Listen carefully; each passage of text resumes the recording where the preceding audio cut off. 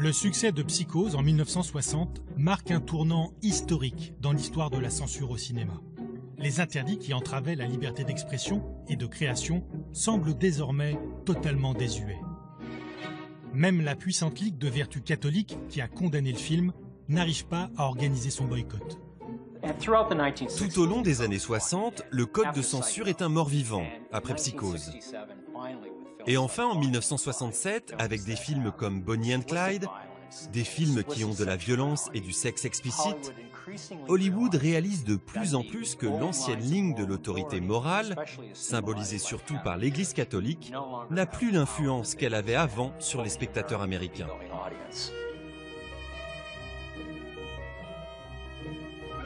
Well, I'm Miss Bonnie Parker, and this here's Mr. Clyde Barrow. We rob banks. Bonnie Parker, Clyde Barrow. Comme le dit la bande-annonce de l'époque, ils sont jeunes, ils s'aiment et ils tuent les gens. C'était extrêmement violent. Les gens se faisaient tirer dessus en plein visage. C'était choquant et très inhabituel. Dans le code, il y avait une règle selon laquelle on ne pouvait pas avoir le tueur et la personne sur laquelle il tire dans le même plan. On devait avoir le pistolet qui fait feu dans un plan, coupé, puis voir la victime dans un autre plan. Et si vous connaissiez le cinéma, vous pouviez voir que Bonnie and Clyde enfreignait toutes les règles du code de censure.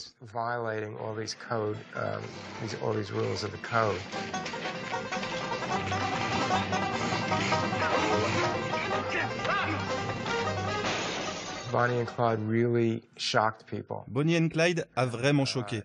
Quand le film est sorti, le grand critique du New York Times, un critique très important et influent, a violemment dénoncé le film dans ses articles. Une mauvaise critique n'avait pas suffi. Il a recommencé le dimanche et écrit un nouvel article sur la violence dans les films, à quel point c'était dégoûtant et disgracieux, à quel point le film était immoral. C'est devenu un scandale.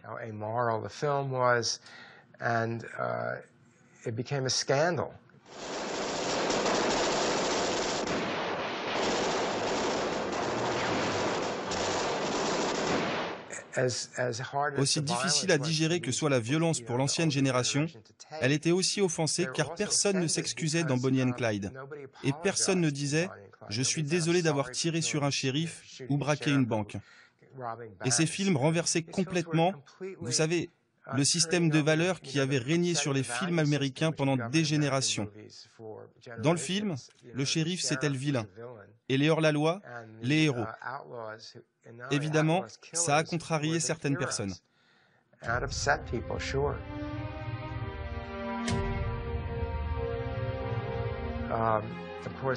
Bien sûr, la scène pour laquelle le film est célèbre entre autres choses, c'est la danse de la mort à la fin. Celle où Bonnie and Clyde sont pris en embuscade par, on dirait, 1 million de shérifs et sont tués comme dans un ballet au ralenti, abattus dans une longue séquence.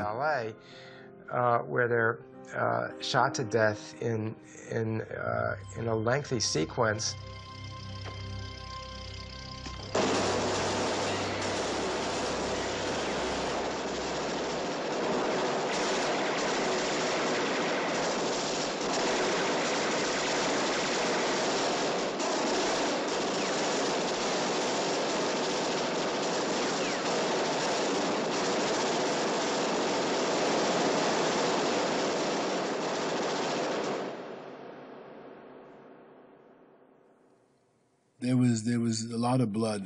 Il y avait beaucoup de sang dans cette séquence, et c'était sans doute la première fois qu'on en voyait autant avec des détails si graphiques. C'était vraiment bien fait, et ça a aidé à enterrer le code. Le code de censure est définitivement abandonné en 1968. Time Magazine, titre « Violence, sexe, art, c'est le nouveau cinéma, le nouvel Hollywood ».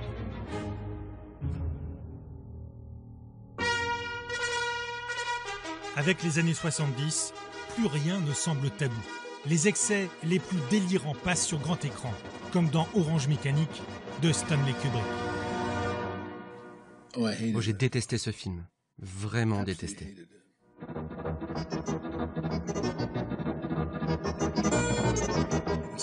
Si violent, si graphique. Je ne l'ai pas aimé du tout.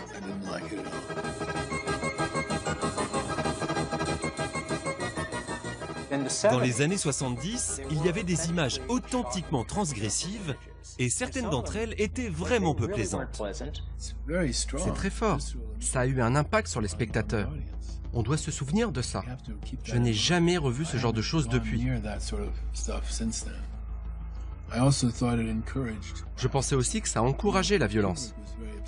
Vous savez, Kubrick était bouleversé par les réactions en Angleterre. Il a lui-même retiré son film des écrans au Royaume-Uni parce qu'il était contrarié par la réaction des gens et par les imitateurs qui copiaient les crimes. C'était ça le problème. Orson Welles, dans les années 70, a dit qu'il pensait qu'on rabaissait les gens, qu'on rendait les spectateurs insensibles à la violence. Et je crois qu'il avait raison. Au milieu des années 70, les films américains du Nouvel Hollywood, comme Taxi Driver, sont souvent des chefs-d'œuvre artistiques et parfois des succès publics, mais ils semblent se complaire dans la controverse. Taxi Driver était un film extrêmement sanglant, en particulier à la fin. Travis Bickle, le personnage de De Niro, marche vers Harvey Keitel, qui joue un proxénète. Il se bouscule un peu, et puis De Niro lui tire dessus, juste comme ça, tranquillement.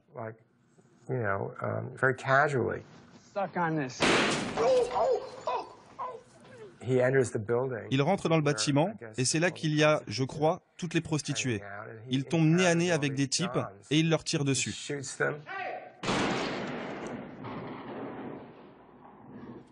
Keitel n'est pas mort. Il revient et fait feu.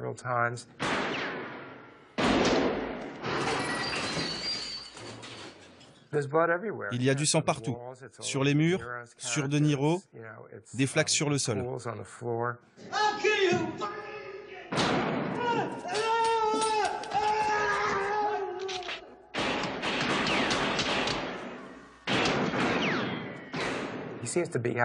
On dirait qu'il a un pistolet dans chaque poche. Il sort des armes de partout.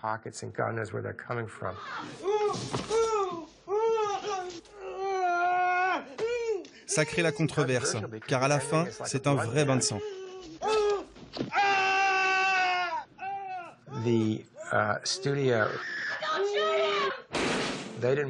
Le studio ne voulait pas distribuer le film et voulait l'enlever à Scorsese pour le remonter.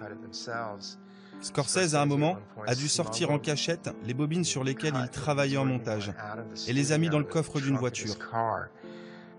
Finalement, il a suggéré de désaturer les couleurs du sang à la fin, car il y en avait vraiment beaucoup. Bref, il a eu du mal avec Taxi Driver. Alors oui, je pense qu'on pourrait dire que certains studios avaient des limites et que certains dirigeants étaient vraiment révulsés par ce genre de scène.